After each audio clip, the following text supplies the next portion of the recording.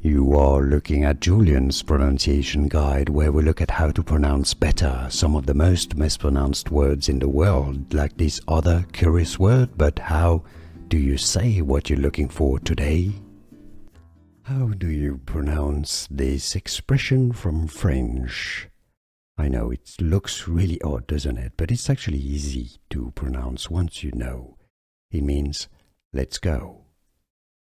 Allons-y.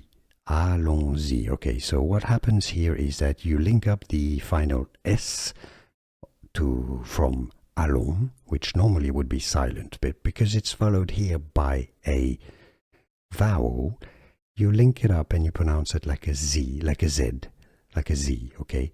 So allons-y, meaning we are going there. Allons is we're going.